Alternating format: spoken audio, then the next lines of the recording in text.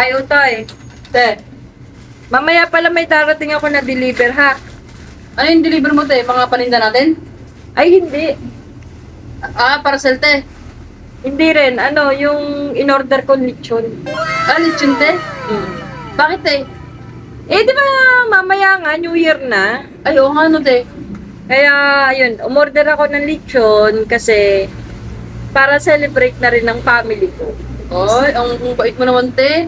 Kasi medyo may blessing na dumating. Kaya yun, naisipan kong magpalitsyon para naman ma-share ko sa kanila yung blessing na natanggap ko. Sarap naman ang handaan nyo, te. Ay, okay, ano lang, sakto lang. At yun nga,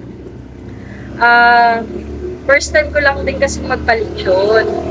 Ay, ganun, te. Baka, te, baka pwedeng makapunta naman sa inyo sa mamaya. Pupunta ka sa bahay? Oo, te. Siyempre, te. Walang problema. Hindi ka ba iinom mamaya? Bago uminom, te, dadaan muna ako sa inyo. Ay, ganon. Oo, te. Tapos didiretso ako sa inuman. Makakuha man lang ba, te, kahit na isang platong lechon ba, te, di. Pulutan namin ng mga kaibigan ko, te. Ang kapal naman ng mukha nito. Makikikain ka na, magbabalot ka pa. Di, te, hindi na ako kakain. Dadagdagan ko na lang yung balot ko. Yun. Ang galing talaga nitong taong to. Siyempre, te, para masarap naman yung inuman namin, New Year. Akala New ko Year, magdadala ka, okay lang sana magdala ka, tapos ibibigay mo sa family mo, okay pa. Pero ang mindset mo, magdadala ka para papulutan mo. Di, may handa naman sa bahay namin, te. Tsaka hybrid yung nanay ko. Hindi pwede sa kanya yung lechon, te. Ay, hindi na magtataka kung bakit high blood yung nanay mo. Bakit naman, te? Eh, sa tigas ba naman ang ulo mo eh? Kahit naman sino ma-high blood. Ako nga, hindi pa ako nakakain ng lechon, pero na-high blood na ako sa'yo eh. Grabe ka naman, te. Ano, te? Magbibigay ka ba o lalait-laitin mo lang ako, te?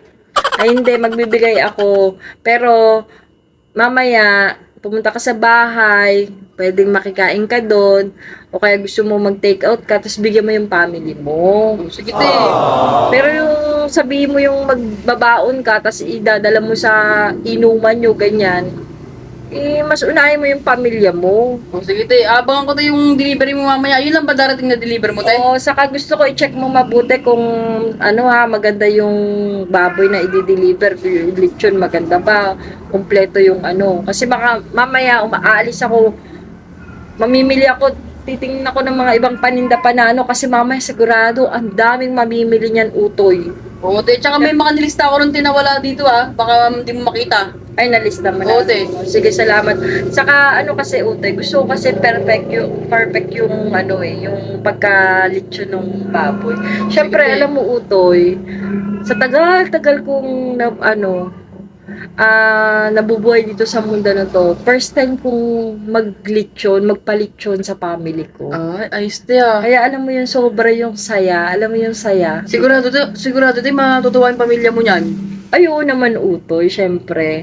At yun nga, syempre, dapat lahat tayo maging masaya na darating na itong bagong taon. Kahit hindi naman ganun kabongga yung handa natin sa bagong taon. Dapat maging masaya tayo. Pero sa akin, syempre ngayon, iba kasi, Special, te, gano'n. oo, para sa akin, napaka-special lang darating na bagong taon na to. Kasi, yun nga, natanggap kong blessing, tapos, iba i-share mo sa mga mahal mo sa buhay. Di ba masaya yun? Oo, te, sobrang masaya yun. Kaya ikaw, Utoy, sana na itong darating na bagong taon, kahit konti lang yung handa nyo, maging masaya ka. Oo, te, kahit naman wala kaming handa, ba't magkakasama kaming pamilya, masaya kami dun, te. O sige, mamaya, Utoy, ha? Siguraduhin mo, i-check mo mabuti at maya-maya, magre-ready na ako at Sige, te, i-check ko mabuti, te. Akong bahala dyan, te. Oo, sige, sige. Sige, te.